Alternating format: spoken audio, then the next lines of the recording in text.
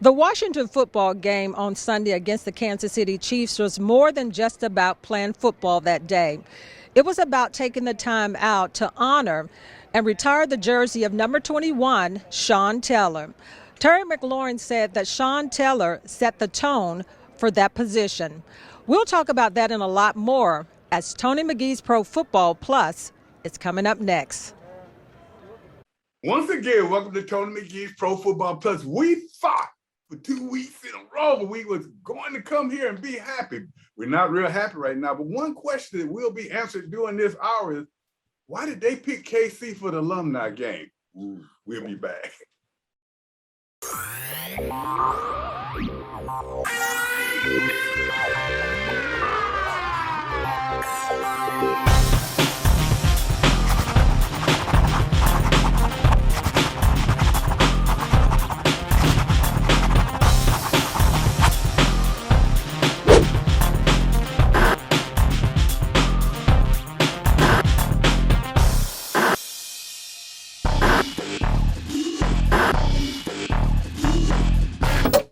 We didn't handle adversity in the second half the way we needed to. Okay, we missed a kick, and we had a chance to bow our neck, and we jump off sides. You know, we can't do those things. You know, this game is too finite, and when you give teams opportunities, especially really good teams, they'll take advantage of it. Yeah, it's frustrating. Again, you know, we just didn't execute well, and it's tough because, you know, we felt like we had a good game plan and we just didn't execute the game plan very well. I mean, I think you just got to be honest with yourself. I mean, I think it's easy to point fingers and look at other people, but you got to look at yourself and see what you can do better individually first.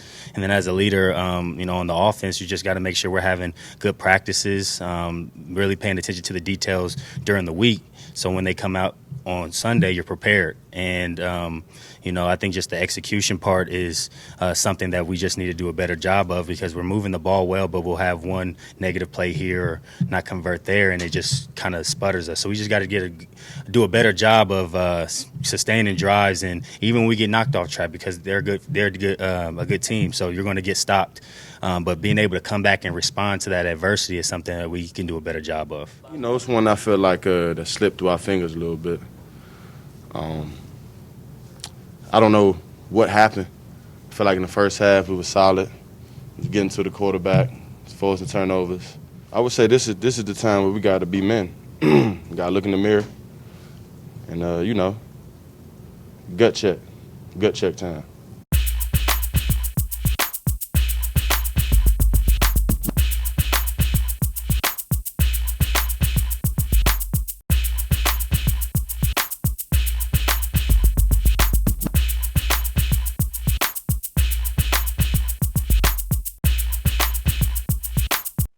Well, boys and girls, we wanted to know where this Washington team was. We thought that they may win 2 games in a row. They did not.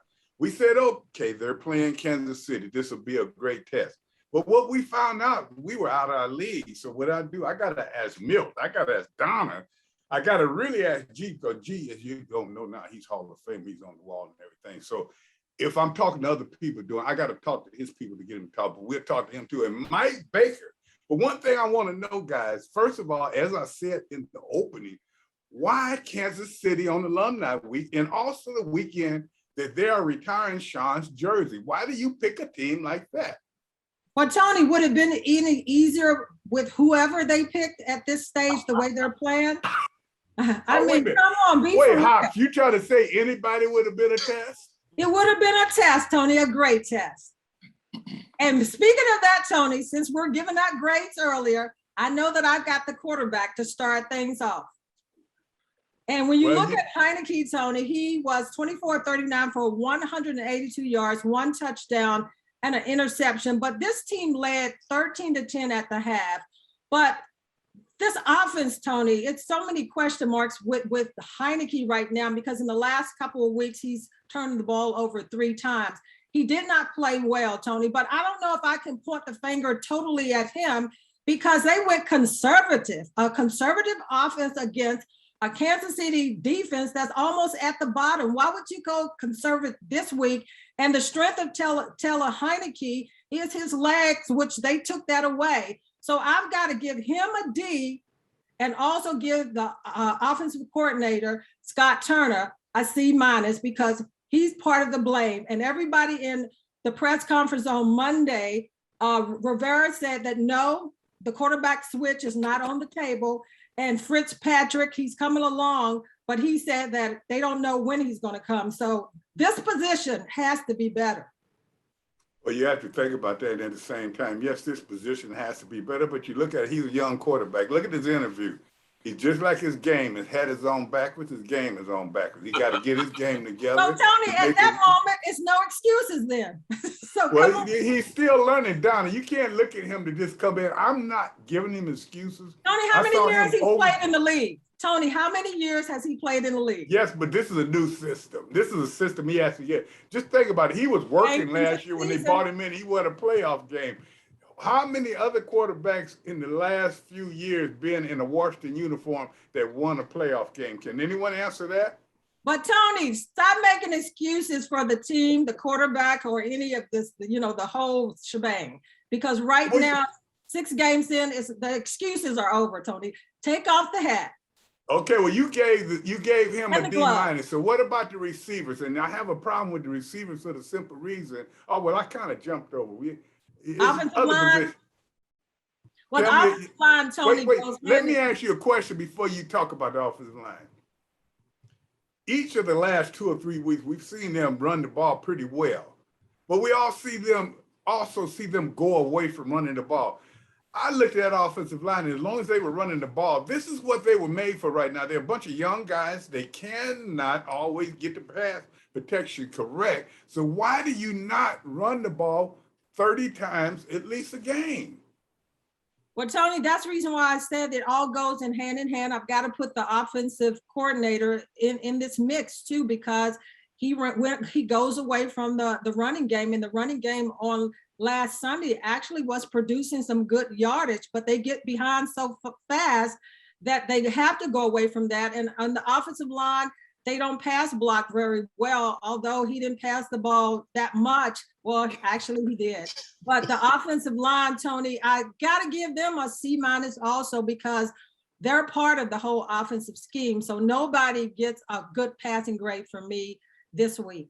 I heard what Don was saying, Tony, and I got to tell you, buddy, that she's absolutely right. They ran on Sunday. They threw on first down 70% of the time. On second down, they ran, and they were always 2 and 3 yards on second down, and they were in third and long over 60% of the time. 70% of the time on Sunday, they threw on first down. I know Joe Gibbs never did that. Yeah, but he never won against a 32nd defense in a 32-team league. And that's why you will try to do something like that. They thought they could catch them early, but it didn't work. They did have an opportunity. And the one thing I feel about the whole offense, when you get 3 turnovers in 2 possessions and you come out with field goals, then you don't deserve to win. And let's talk about, then you got running backs. Our MVP is JD. He ran the ball and caught the ball well. Milt, what did you give the running backs? I thought if they give these guys more of a chance, they could have a dangerous running game. Tony, being a former running back myself. Oh, wait, whoa. Really? Oh, did you hear that, G? I was compelled to give them. I was couldn't run out of sight in a week. How were you a running back? I was compelled to give it. Now, this is going to be harsh, but this is coming from a homer. I earn the right to say this. I gave him a C in running back.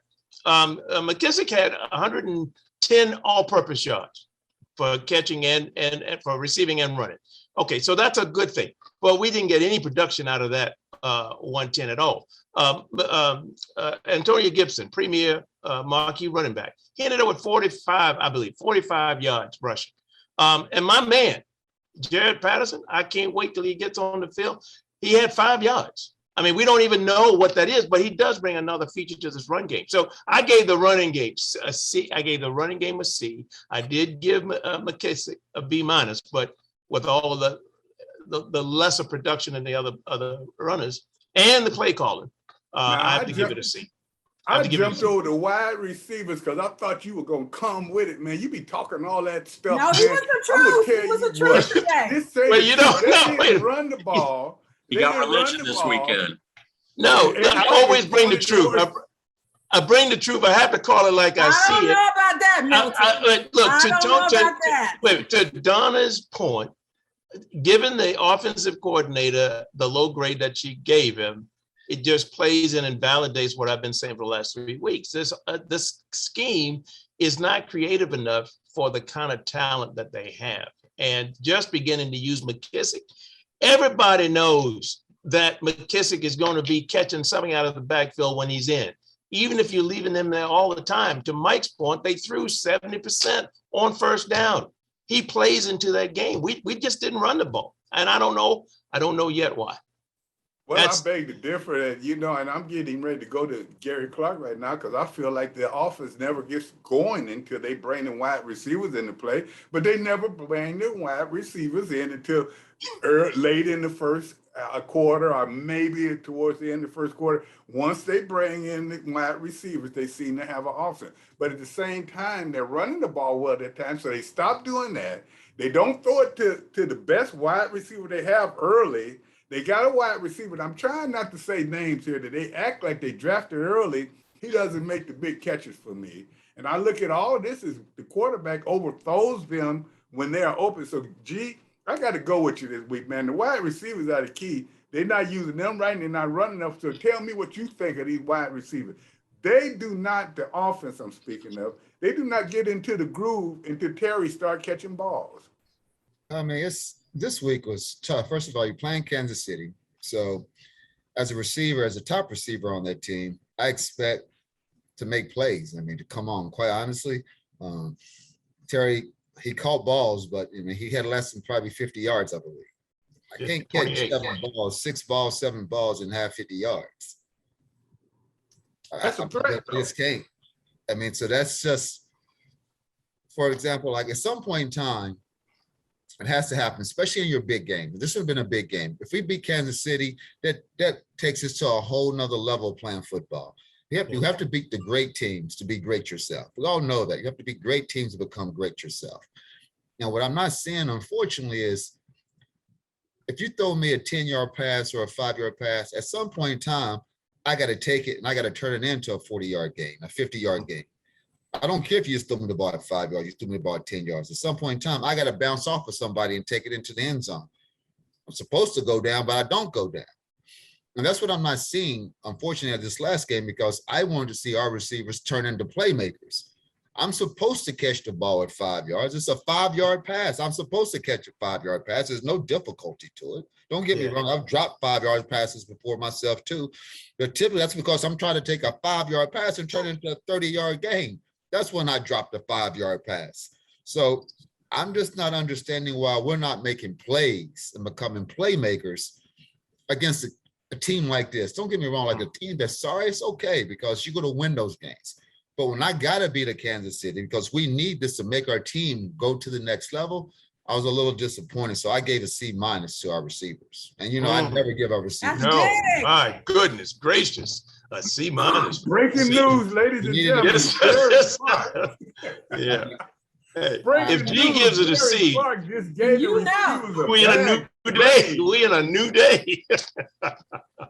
And that's a hard C. A couple of receivers, though, that I was kind of impressed with, and Mike Baker, of all people, the person that's last in the picks. He said the tight ends would be important this year, and each and every week, the tight ends seem to be making more plays, Michael. Yeah, they do. It was interesting. Each and every week. Come on, guys. Come on now. Back that up. Back that up. Okay, back in the last few weeks now. Now, before Logan got hurt, he was making plays. This young man has come in now. Yes, he dropped the first one, but let's look at the last 4 or 5 Phil Jones. It was interesting. Coach Rivera was asked last week if there was any one player that had surprised him in the last couple of weeks, and he said Ricky Seals-Jones. He had on Sunday 4 catches for 58 yards. He had a 14.5 average. He had a 39 long. That was a broken play, but for a touchdown. But he's got speed. I mean, and it's almost like I'm watching Tony McGee out there with those high tops on and those socks. There's something about the way he runs and moves that reminds me of Tony. He runs a 4.140? Close. know you were open for that. If I'm not mistaken, but Donna can correct me if I'm wrong. I think John Bates caught his first catch, his first NFL catch on Sunday. He is a huge target, but I was watching that catch and he's got really soft hands. And of course, he's a phenomenal blocker. I've said it 3 weeks in a row. Second best blocker coming out of college for tight ends. And once again, I saw him blow up the right side of that line. I'm real pleased with them. And I know in the next section, you're going to talk about linebackers. And I think there was a linebacker sighting over on Sunday. I'm going to ask you about that, Tony. You're right. And I don't know, you didn't have to bring the bad news. So you're giving me an opportunity to go out on this break with a bulldog frown. I'm talking about linebackers and defense later. We'll be back.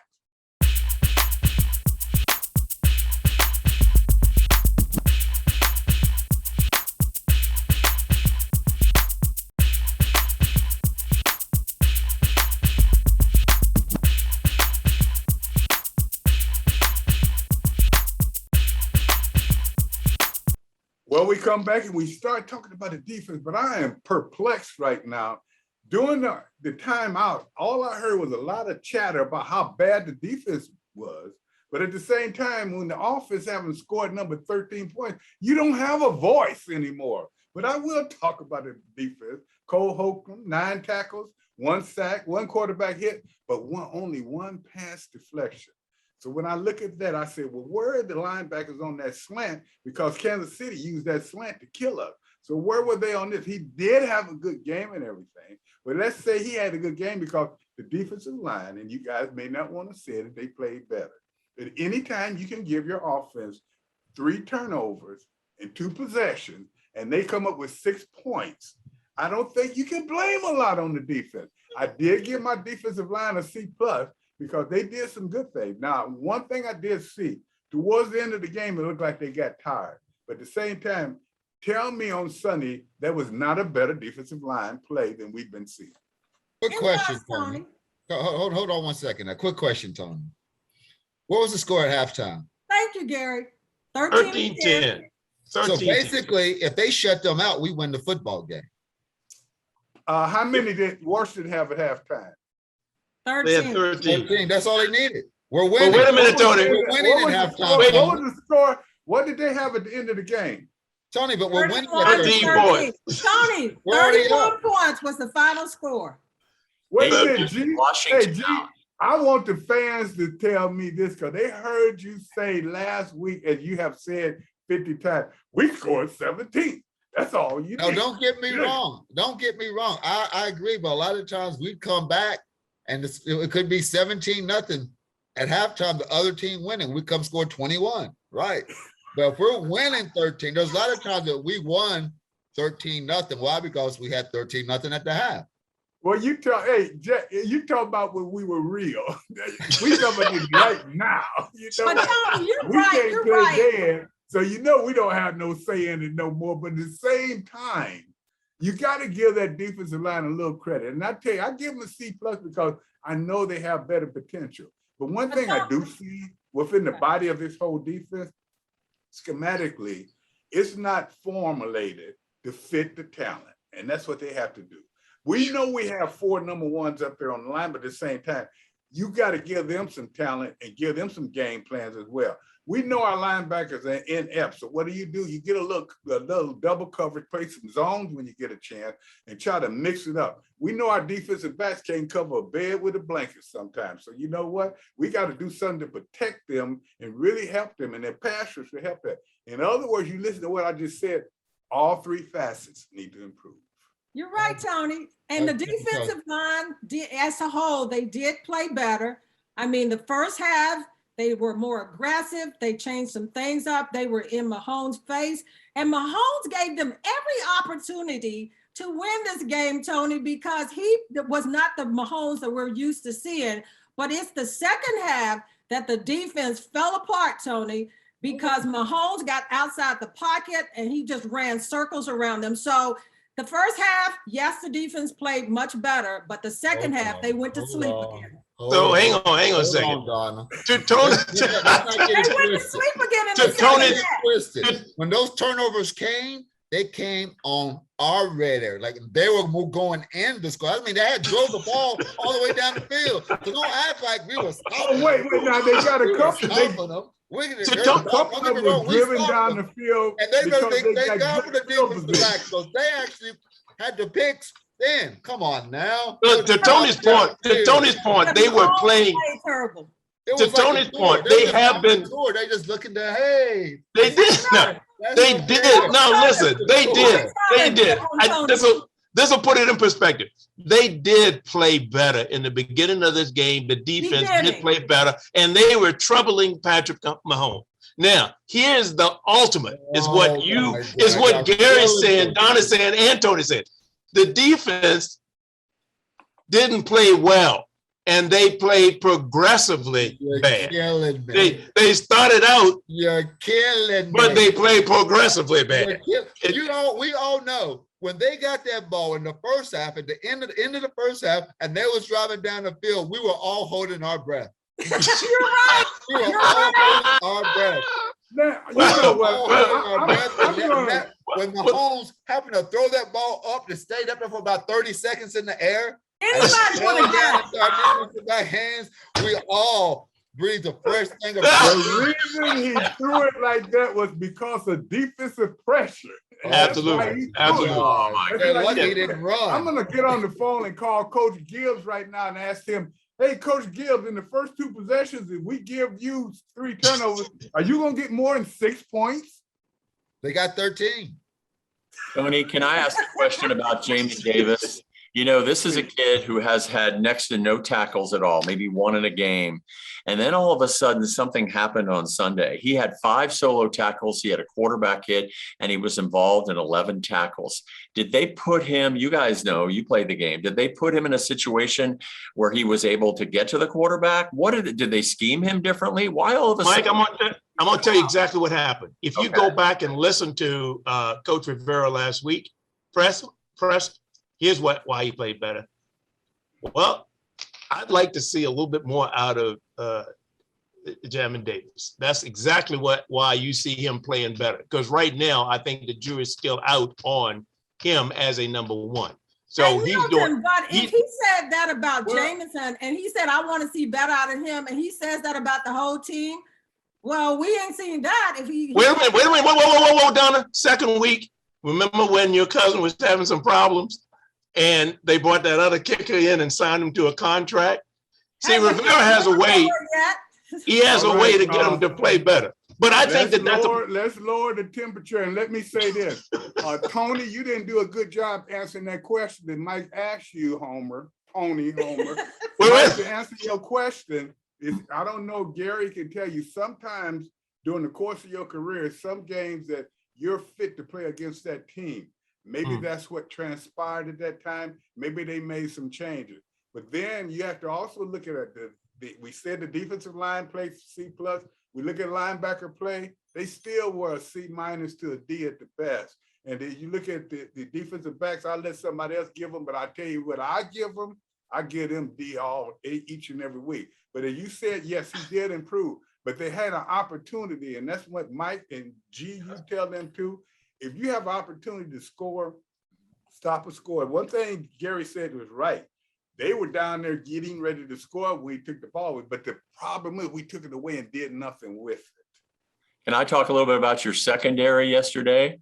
If I could, excuse me, on Sunday. Coach Rivera said something really interesting. Donna's always on top of it on Mondays in the press conference, but he said that Landon Collins is best in the box. He flat out said it. And then D'Angelo Hall said on the game broadcast on Sunday that Landon is not good with the ball in the air. So the question remains, why do you have him basically covering wide receivers? Why do you have him in the secondary when the ball's in the air, he's not particularly good at tracking it? Mahomes threw for 399 yards. And it was really, I told Donna this at the game, I said it was like a cat and mouse. It was almost like Mahomes was playing like the cat playing with the mouse, just playing around with it. And then all of a sudden, he did say something to Coach Reed. He said, "My bad, coach, I'll play better." And that was actually caught on tape. They saw him mouth that. And then he went out and just took us apart in the second half. But 300 of that was on the secondary of the 399. Obviously, it was passing, but 300 solid yards were against the secondary. They only made 23 solo tackles. And every single member of that secondary got beat one-on-one significantly at least once. I don't know what's going on in that secondary, but my suggestion is last year with Curl in there and DeShazer Everett, they were quite a tandem because everybody was afraid of Everett hitting them when they came over the middle. I would say go back to that. Would Rivera ever do that? Face. Look at Tony's face. They were afraid of him hitting. You got to be in the vicinity to hit people. And as far as you talking, yeah, they was talking to the coach. I mean, the coach probably went up to Mahomes and said, "Man, what's wrong with you?" And Mahomes said, "I was just kidding. Watch this." You know, we've been talking about this for 2 or 3 weeks in a row too, which is still not a good indictment to the defense. They're still pretty bad at tackling. This is game 6. There's a lot of tackles. Missing a lot of tackles, and the penalties. And so, you know, the discipline on this team, Khalid Hudson finally gets brought up to a starting role, or at least on the 53, gets in the game, and the only time we hear his name is for holding in the end zone, which extended that drive. So the linebacker play and the DB play is well, that just ties right to the front line. I mean, it's all in there together. None of them are playing well. It's the system is schematically wrong for them right now. And what we have to see is how can they correct that? And how did you say the defensive back? Now we've gone through each facet of the team and said none of them played well, but I do think the defensive line played a little bit better. But at the same time, we always, when you're doing this, you're usually with a team that's 500 or less because you only have the time you're doing what you need to do.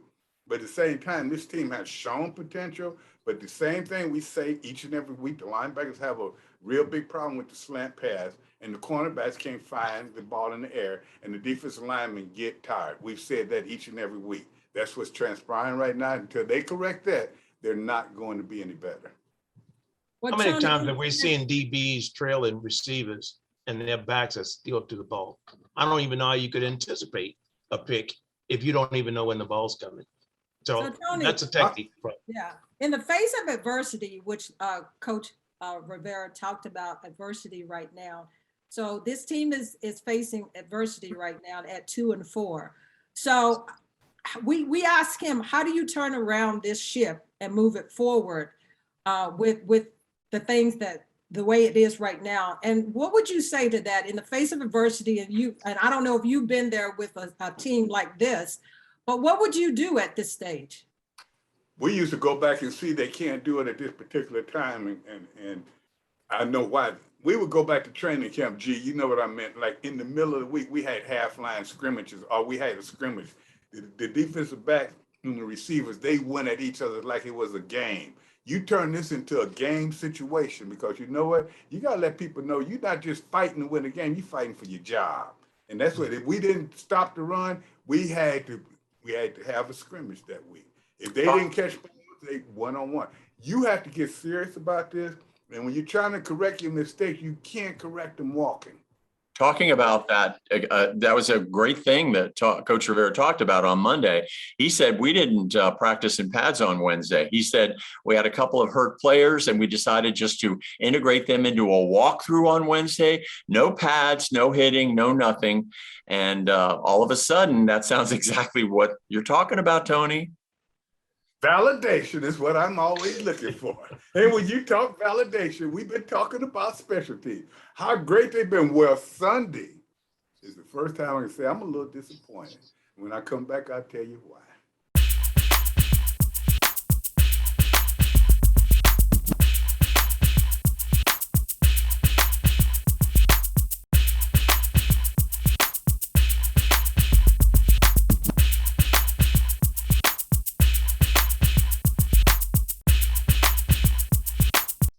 Well, you know, one thing about it, we've been saying each and every week, the special teams have been doing a pretty good job. But on Sunday we seem to have two plays that particularly to me seem like they changed the whole flow of the game. So that shows you special teams is so important. And Milt, what did you give the overall the special team for receiving and returning and also running down and covering the kids? What kind of grade did you feel that they got? Tony, overall, I gave special teams an A. Now, hang on, that was the early grade. And as you know, as we move forward into the process, there was a Hang on, I'm choking here, man. No, I got you. I'm coming with the Heimlich, right? I'm coming with the Heimlich right now. As we progressed, a certain field goal was missed. I won't call names, but a field goal was missed at an inopportune time. It actually hit the upright and bounced back. I saw the air come out of the whole stadium when that happened. And so I had to immediately reduce the grade to a B minus at best. I want to say C, but let me just say this. Tressway still on his Pro Bowl performance. He averaged 58 yards a punt as long as 66. That's Pro Bowl material stuff right there. We were a Kansas City team, especially in their special teams, they are logged in at about 5 in the league, across the league. So we got pinned back a lot on our offensive possessions to start out with.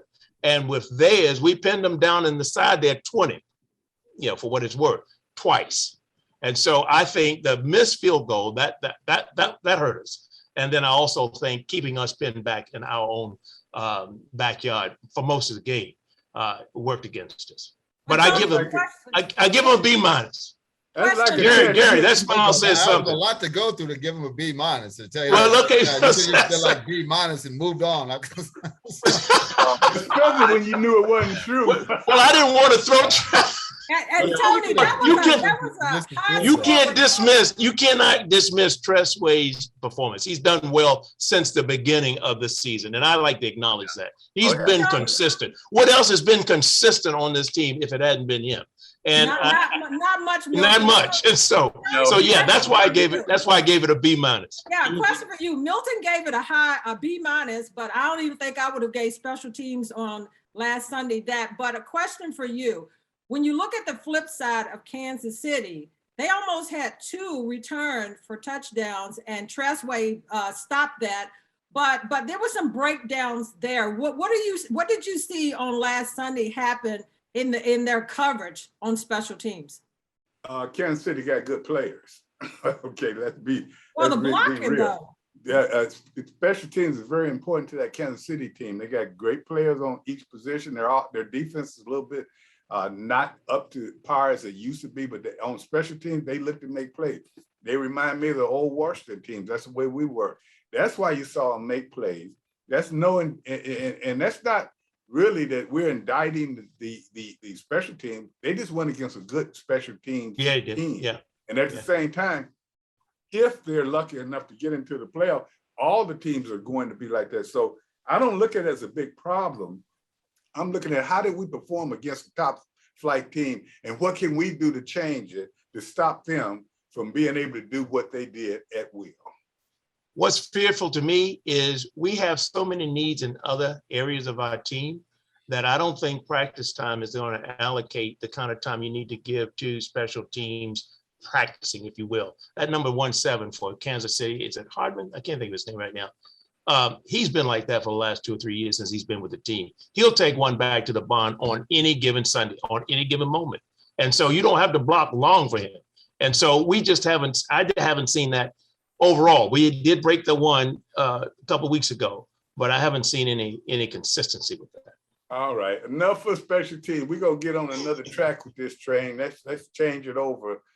Donna Hopkins had a question, and we were talking about it in the break, and we were talking about who's the best running backs or something. And I'm going to tell you what right now, ladies and gentlemen. No, Tony, no, I want you to set it up. He does not reflect the thoughts of this show. I'm right, you're wrong. And the question for the panel, you only got 30 seconds is, who is considered the best running back of all time? And the list, the top 5 are Emmitt Smith, Barry Sanders, Jim Brown, Walter Payton, and Eric Dickerson. And Tony, since you wanted to talk, I'm gonna put you on the clock first. You only got 30 seconds.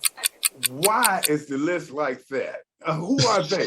That's I the can only- tell you that's right the- now, that's the anybody that you NFL. want to, anybody you want to will tell you that number 40 for the Chicago Bears with a short career did more exciting things and more running and more breaks and had eyes in the back of his head than any of those guys you have on the list. The only one that may be comparable or close is Jim Brown. But at the same time, that would be a list you would come up. And as I said, I didn't come up with the list, Tony. The NFL did. And Oh, your time is up. Donna got that list where she get Tony, your her time time is from. up. We're going on to Mike. You know what? You know why? You know why I love Jim Brown? Not just because he was the greatest of all time, but because he was a movie actor, and he was a good movie actor. I love this guy. He's sort of in my league of guys like Willie Mays and Juan Marichal and guys I admired growing up. Jim Brown in his professional career carried the ball 2,359 times for 12,312 rushing yards and 106 touchdowns, which were all records when he retired.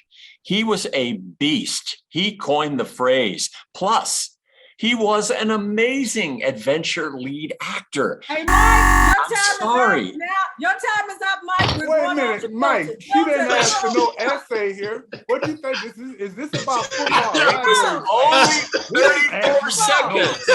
Mike, your time is up. Milton is on the clock. Okay, Mike didn't get none of my time, did he? Did he get some of my No, time? You took all your time.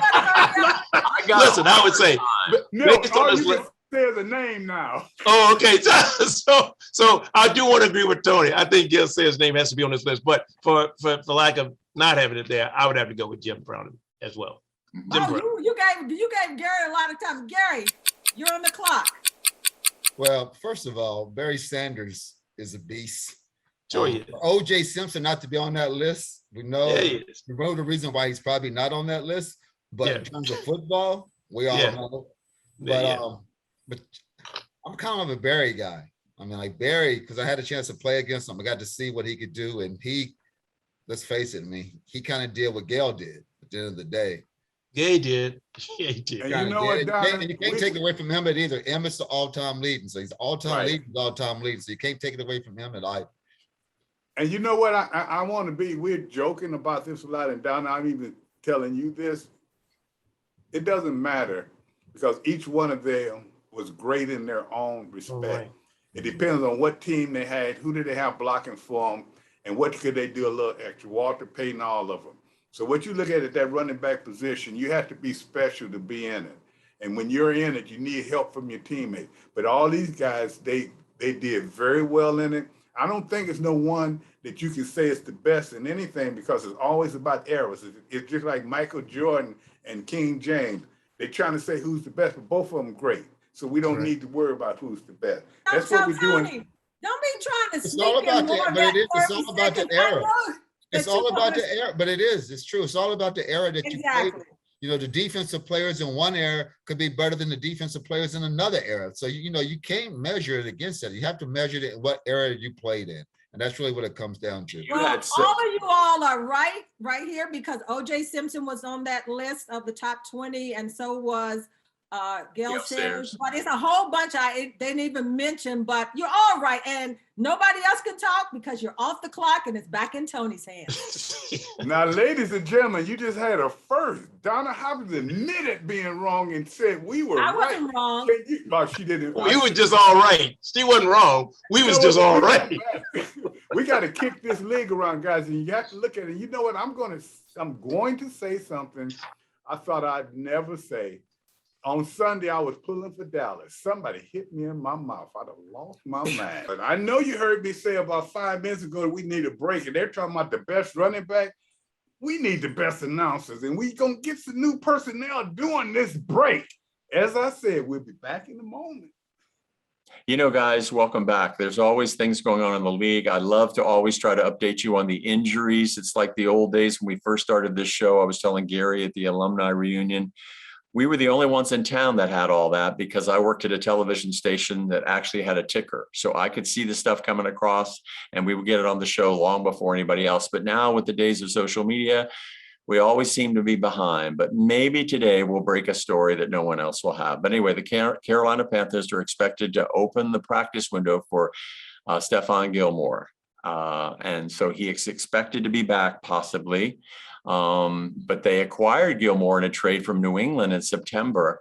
And he's not been that big a factor, but that will help Carolina because they've been struggling, right, guys?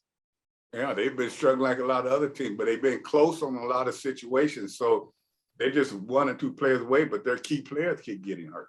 Yeah, the Green Bay Packers, as good as they are, guess what? Their left tackle, David Bakhtiari, is back, and he will practice this week, and he will be back in the lineup. And I know head coach Matt LaFleur is very, very happy. They're getting their left tackle back, and they're still good.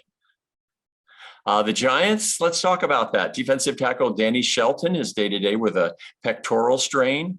That was Ian Rappaport that reported that. They're already beat up, Tony. The Giants have lots of injuries.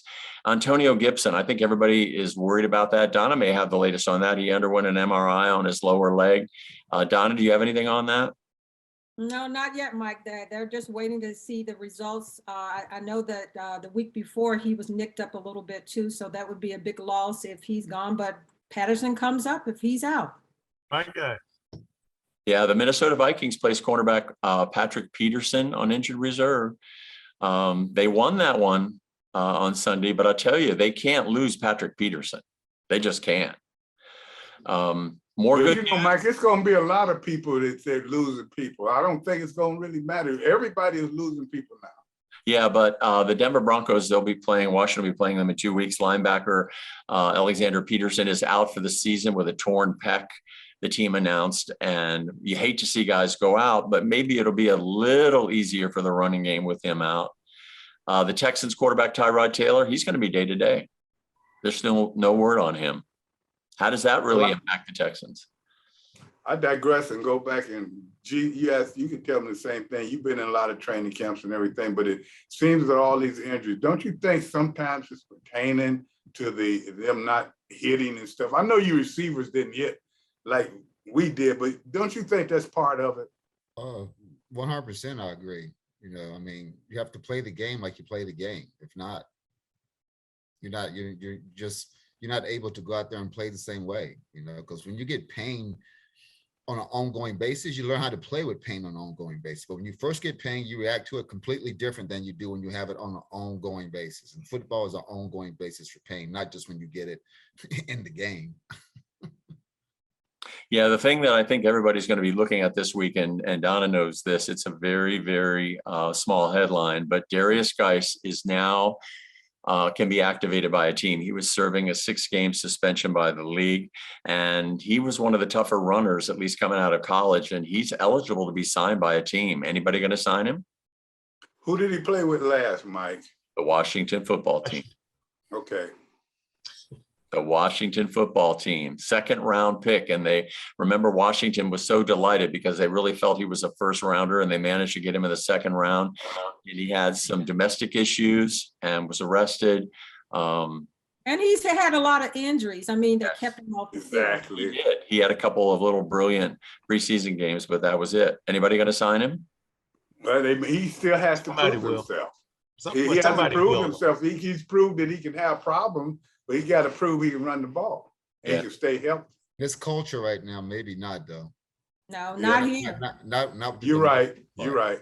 Well, I tell you, the Browns have now lost running back Kareem Hunt with a calf. He's going to be out for a while. And quarterback Dak Prescott, calf strain. And he says it's looking good after his MRI. That just happened a few hours ago. So that was a tough game. It was a really tough game against New England. Were you guys surprised at Mac Jones and how well New England played? Not at all for me. Mm-hmm. Belichick, Alabama. I mean, he was prepared for such a time as this. And he went to the right team, I think. And it's a lot of teams that have a lot of young players playing well now. And in our next segment, we'll talk a lot about that. For the simple aspect, we are seeing a changing of the guard, not just at the quarterback position, not just at the running back, but from the team position. Well, it's alumni week again, and Here with Gary Clark, and Tony is out there relaxing still, but we're at the Black Wall Hitch restaurant. You get to see all your teammates again, Gary. It's the best week of the year every year for me. Every time we come and we have homecoming, I get to see the guys that I play with. I get to see guys that I didn't have to play with but had a chance to watch play. It's always a great weekend. I'm so happy to be here. As soon as I walked into the restaurant, I was smiling from ear to ear. And seeing you, seeing Mike, and seeing my teammates, it's just a good night all the way around. Now, Gary, you just got here probably a little while ago, and we've done this for years on Tony McGee's Pro Football Plus as far as homecoming weekend. But who's some of the guys here that you've seen so far? Well, I was fortunate enough. I had Doc Walker up at. We had a thing out at Firefly Cellars. We had a touch football game a little earlier today. Doc, Brian Mitchell, Raven, Caldwell's out there. We even had a former Eagle out there in John Booty. But coming here, right now, I see Clarence Vaughn. I see Dougie Fresh. I have to go kiss Doug's ring. I got to go bow down, kiss his feet, and kiss his ring like I do every time when I see him. But, I mean, it's just awesome weekend to be back. It's just something that I look forward to every year. I singly do. I just do. And also, Gary, it's a lot happening, even game day. Sean Teller's numbers jersey is going to be retired. And there was a lot of controversy around that. But even being that said, it's great that they're honoring this guy that played 4 years in the NFL and, his life was cut short. And to have that honor is pretty big. Yeah, I mean, his impact was strong. 4 years, but he had an impact in those 4 years. I would have loved to have him play in our era 100% because he was that type of guy. He was hard-nosed, understood the history of the Washington football team at the time, understood the players that came before him, respected the players that came before him, and played that homage like you should do, like we all did when we came into the league.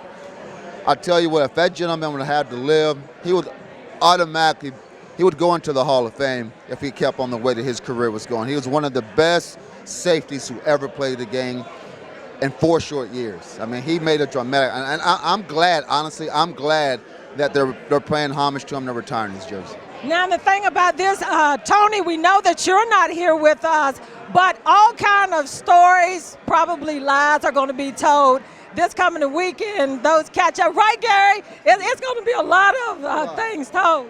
That is true. Everybody's stats get a little better each year. Each year, the stats get a little bit better. I caught a few more passes. Now I think I'm up to 750 catches lifetime, and we both know it's 699. But I'm going to be 751 this year. Hey, Tony, we got a lot more because we already know that stories change all the time over the years, and even yours. We'll be right back. A great weekend for the alumni. Almost my favorite time of the year to see all those guys. And Gary, it was a lot of guys back for alumni weekend. Yeah, they all love talking to you too. I don't know why they love talking to you, but they all wanted to talk to you. So you did a great job. Well, we tag team, and even Mike was great there before I even arrived there. But Tony, you were totally missed during alumni weekend. Can you tell us about your reunion in Chicago? Did you get a chance to go? No, it's next weekend. As I go, Okay. the only thing is I just hate being the old. When you my age and you go to reunions, a lot of times you're the oldest one there, and that ain't always. Hey, you're still At the same here. time, you guys did a great job, and we're going to have a show on November the 10th. We'll be our Geico alumni show. You'll get to see everyone they talk to. Is very interesting. It was about 100 guys there. We didn't know that was going to happen. As I said before we took a break, the alumni were big, but it's a changing of the guard around the league. Teams are changing. There's a lot of teams that are winning that we didn't think should win. But guess where else there's a changing of the guard? In the picks. We got a new last place person, and he will tell you about it. Michael, take it away. Jeez, guys. Oh my gosh. Come on. Give me a break. You're right. I'm telling you, I don't know what happened the last 2 years, but I am a miserable person. I can't pick to save my life. And That's from you cheating them other year. You wouldn't act like you know. I don't know. Right, Tony. Right. But let's ask you, Donna, Kansas City at Tennessee. They're going to run into somebody who's had, 100 yards rushing, Henry, in the last 5 games. What's going to happen? Kansas City will walk away with that win. Okay. All right. Cincinnati at Baltimore, Gary. You saw what Baltimore did last week. They surprised everybody, but Cincinnati has been playing well. Who do you like? Baltimore. Baltimore. All right. Indy at San Francisco, Milton. San Francisco, boy, I tell you, they sort of picked up where they left off last year, and that's poorly. What do you think? Yeah, this is a toss-up. Indy's been playing well lately, but I'm going to go with San Francisco because Indy's got to travel. That's the only reason I'm picking San Francisco. Okay, so Uncle Tony has the last ones. Philly at Las Vegas. Viva Las Vegas. Philly is coming on. They're learning, and I noticed them playing better, but I don't think they're playing as well as Vegas. They describe Hurt as a kid with an arm who's learning the game.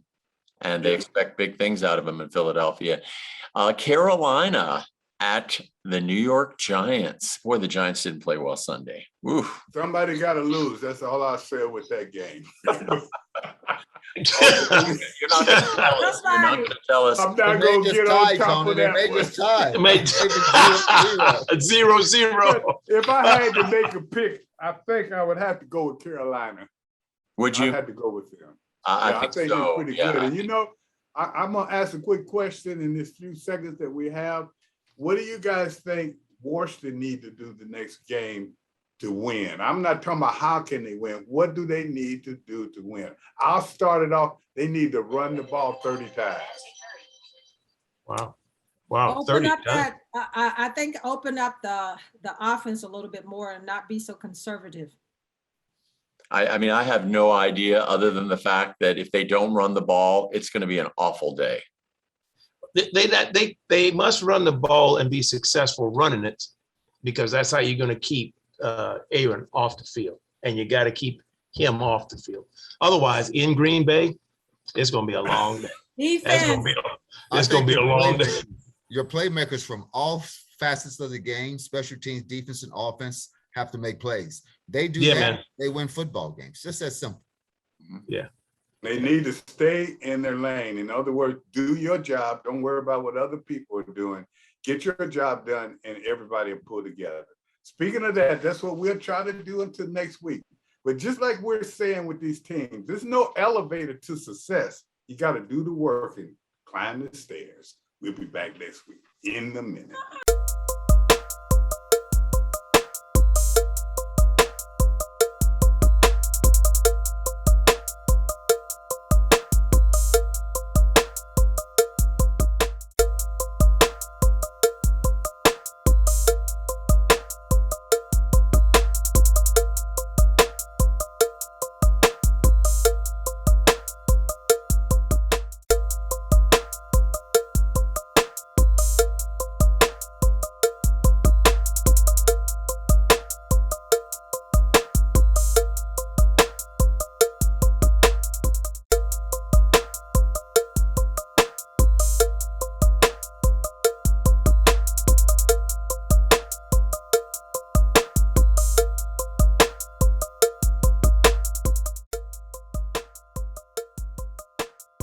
Well, if you see on here, I got 2014, but Donna Hopkins is doing her thing again this year. Watch this show next week. We have some good information to you pertaining to breast cancer.